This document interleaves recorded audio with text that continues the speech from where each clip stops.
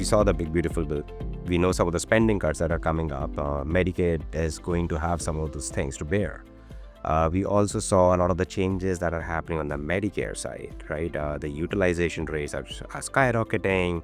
CMS has a lot of changes in terms of redetermination. That's going to kick off this year. As a result, we also saw a lot of health plans starting to reevaluate in terms of what products, what plans, what markets they want to operate in. So how do you see your customers handling these regulations, and what are their biggest reactions? And one thing common is the level of uncertainty is high, which is where, exactly to your point, the capital allocation as to how do you deal with the various constituents between CMS, between the changes which are coming through, the big beautiful bill, which is, if suddenly 12-15 million Americans are going to become uninsured in the market, what's going to happen to the healthcare provider network, the pressure that's going to come on the provider network in terms of reimbursement rates that go through there. So, at this point in time, the only focus we have in this world of uncertainty is to ensure that the lowest common denominator in this equation is the member. Every conversation in healthcare, when it comes into the payer network, there has been an incident. So you need to build advocacy for the member to ensure that you're solving for their problems. And that is the most important capital allocation we're doing internally in our company, the way we train our employees, the way we train people that are directly in the front line talking to our members, our customers' members, is around building customer advocacy. It's not about scenario building as to what happens. A Wall Street fund manager could have a very different advocacy requirements than a pensioner living in South Dakota who's widowed or who's single. They're very different requirements.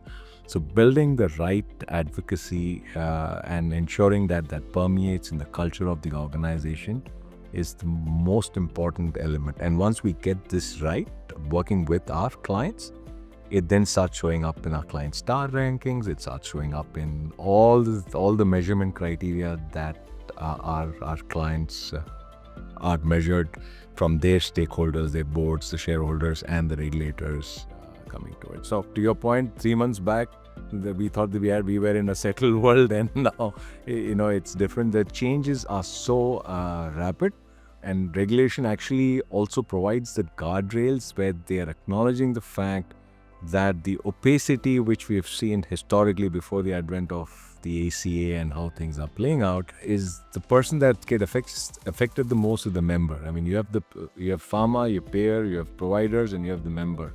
And in this equation between payer and provider, the member gets affected the most, and they have no leverage because it's the smallest unit in that whole ecosystem.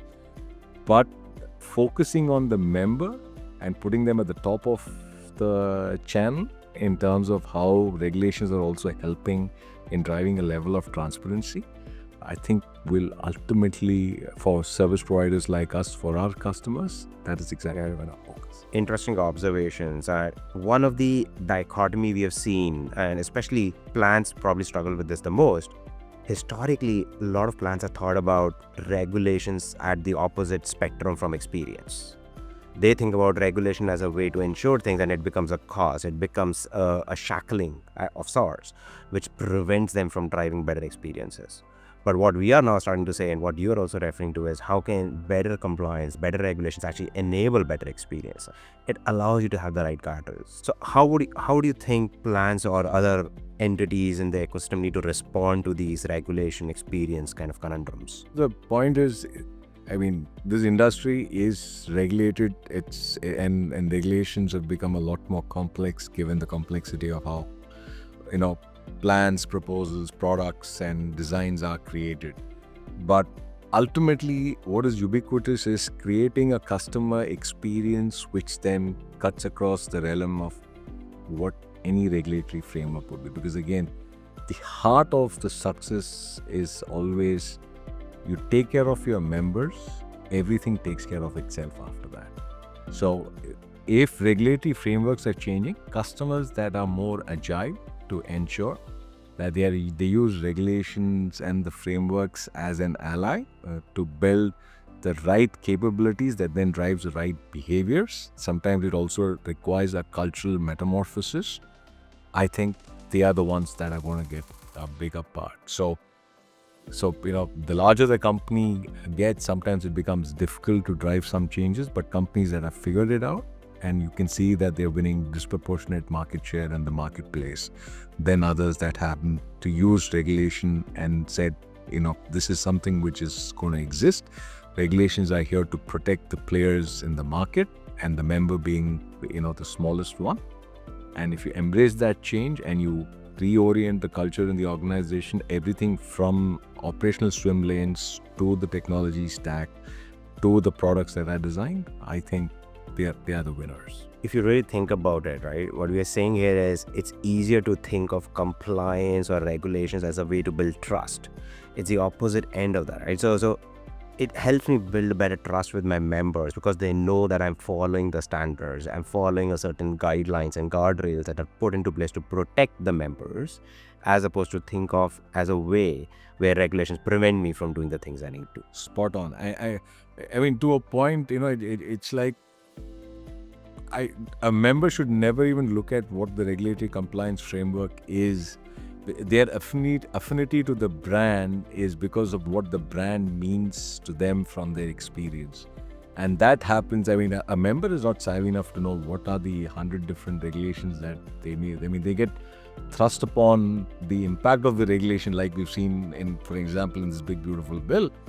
But at the end of the day, it's for them to stay with that, with that plan. It's up to the plan to make it easier so that even the lowest common denominator is able to understand what it means for them to take care of themselves with the plan they were associated with.